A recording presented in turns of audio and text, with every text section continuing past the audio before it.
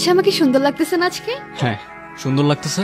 এখন আমি যাই, আমার অফিসে লেট হয়ে যাচ্ছে, প্রতিদিন অফিসে লেট হয়ে যায় আর আমার স্যালারি কাটতে থাকে। সো প্লিজ আমি যাই, তোমার সাথে পরে কথা হবে।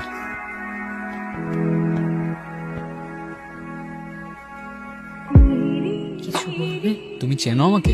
পরিচয় না দিলে কিভাবে চিনব? আমি রায়ান। তুমি? অত্রিতা। তোমাকে আমার কেন যেন খুব চেনা চেনা লাগছে। হতে পারে, জানি না। তুমি কি এখানে কারোর জন্য অপেক্ষা করছো? না তো, কেন? এমনি। এমনি ছাড়া কি আর কিছু বলতে জানো? জানি তো। কি জানো? আচ্ছা তোমার কোনো সোশ্যাল অ্যাকাউন্ট বা ফেসবুক আইডি? আমি তোমাকে ফ্রেন্ড রিকোয়েস্ট পাঠিয়েছি। ফ্রেন্ড রিকোয়েস্ট পাঠাইছো? আচ্ছা আমি তাহলে বাসায় গিয়ে তোমাকে টেক্সট করবো, কেমন? তোমার ইচ্ছা।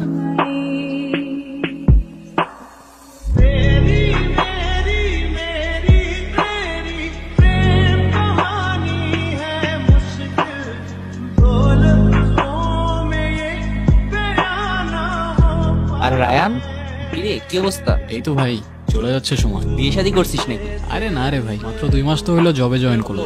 স্যালারি কত? তুই আগে বল। আমার 50 দিচ্ছে, কিছুদিন পরে ডাবল হয়ে যাবে ভাই। তোর কত?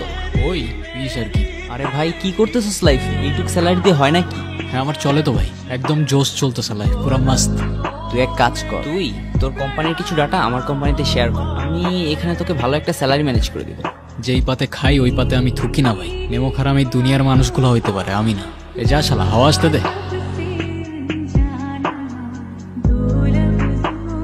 তুমি এখানে যে? কেন, আমায় দেখে খুশি হওনি? না সেটা না, কিন্তু তোমার তো এখানে থাকার কথা না। তো কার থাকার কথা? আমি পরে বলবো তোমাকে, ঠিক আছে? আচ্ছা সে না হয় পরে বুঝলাম, কিন্তু তুমি কাল আর আমায় টেক্সট করলো না যে? আমি পরে সব তোমাকে বলবো, ঠিক আছে? পরে কেন, এখনই বলো। এখন কেমনে যে বুঝাই। এখন যাও তুমি, প্লিজ প্লিজ। কি হয়েছে? চোখ খোলো। চলে গেছে না? কে চলে গেছে? কি হয়েছে বুঝলাম না আমি। আরে না কিছু না, ওই একটা ফ্রেন্ডের সাথে দেখা হয়েছিল আমার। তোমার তো তোমার ফ্রেন্ডের সাথে কথা বলার জন্য হাজারো সময় আছে, শুধু আমার সাথে কথা বলার জন্যই সময় হয় না। তুমি তো জানো কাজ নিয়ে ব্যস্ত থাকি, কারণ টাইম না পেলে আমি কি করব? এত কষ্ট করে দেখা করতে আসবো, এসে এসব শুনবো তোমার কাছ থেকে। হ্যাঁ তো আইসো না। হ্যাঁ ঠিক আছে, রিলেশনশিপ, তোমার আমাকে ভালো লাগে, আমার তোমাকে ভালো লাগে, সময় হলে বাসায় বলে দিবা, কাহিনী শেষ।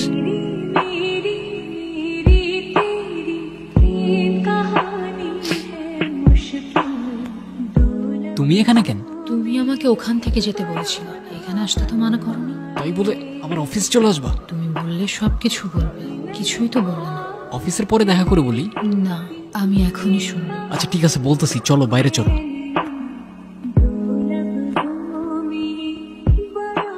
হ্যাঁ কফি। আমি কফি খাই। শিট, আগে বলতা চা নিয়ে আসতাম। কথা ঘোরাচ্ছ কেন, আগে বলো মেয়েটা কে ছিল? তোমাকে মিথ্যা বলবো না, ওর নাম আয়রা। ওকে আমি ভালোবাসতাম, কিন্তু এখন আর বাসি না। কিন্তু কেন? আমার কেন যেন ওকে আর পারফেক্ট লাগে না, মনে হয় আমি আরো বেটার কাউকে ডিজার্ভ করি। তাহলে তুমি ওকে ডিরেক্টলি কেন বলতেছো না? তোমার ওকে আর ভাল লাগে না? বললেই তো হয়। কারণ আমি ওকে কষ্টও দিতে চাই না। তুমি চাওটা কি? জানি না। জানি না ছাড়া আর কিছু জানো? সেটাও জানি না।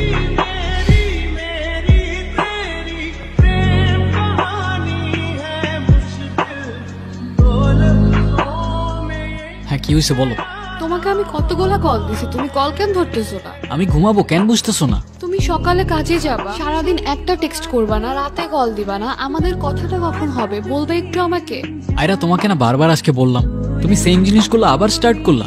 হ্যাঁ তো আমি কি করবো, আমাকে একটু বলবা? আমার একটু ঘুমাইতে দাও, আমার সকালে উঠতে হবে। রাখতেছি।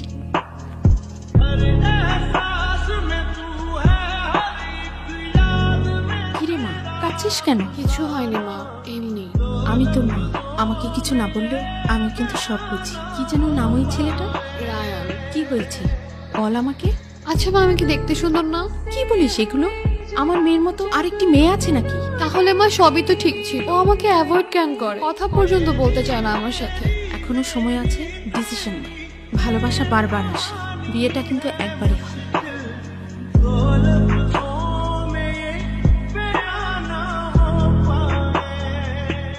এভাবে সারা রাত কে টর্চার করে আয়রা?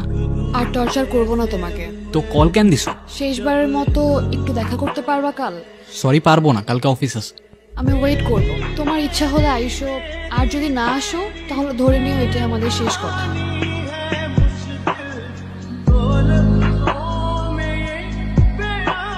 এখন চুপচাপ বসে না থাকে, বলো কি বলবা। আমাকে তোমার এখন আর সুন্দর লাগে না তাই না? কিন্তু মনে আছে একটা সময় ছিল যখন তুমি আমার পিছে পিছে ঘুরতে।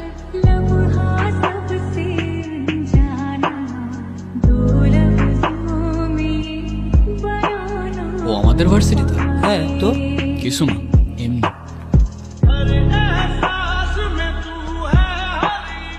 কিছু বলবা তো বলো। তোমার নাম আয়রা না? হ্যাঁ তো। না কিছু না, এমনি। তোমার নাম রায়ান না? হ্যাঁ, তুমি আমার নাম জানো? হ্যাঁ জানি। আর কিছু বলবা হুম, তো বলো। তুমি অনেক সুন্দর। কেমন সুন্দর? পারফেক্ট। আমি তো তোমাকে একবারও বলিনি আমার তোমাকে ভালো লাগে না। তাহলে বলো, তোমার কি এখনো আমাকে পারফেক্ট লাগে? দেখছো, বলতেও পারতেছো না। আরে আজব, ফোনটা কেন নিতেছো?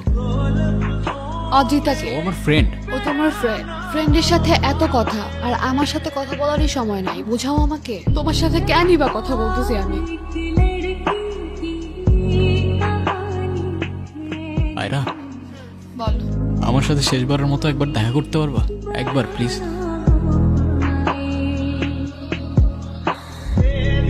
আমি কিছু বললে বিশ্বাস করবা তুমি? করবো, বলো। আমি প্রমিস করতেছি তোমাকে, আমি ওর সাথে আর কখনো কথা বলবো না। বিশ্বাস করো, আমাকে শেষ একটাবার চান্স দাও। আমি খুব ভালো করেই জানি তুমি ওর সাথে আর কথা বলবো না। মানে ঠিক বুঝলাম না। আরে আয়রা, কতদিন পর? হ্যাঁ, বসো বসো। কি অবস্থা তোমার? এই তো। আন্টি কল করে বলেছিলেন তোমার কথা। হ্যাঁ, আমি তো আসতেই চাইনি।